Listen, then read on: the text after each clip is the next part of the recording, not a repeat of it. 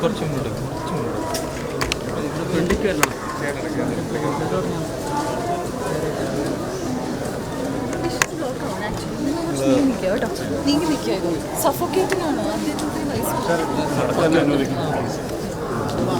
കുറച്ച് ഗ്യാപ്പെടുത്ത ആൾക്കാർ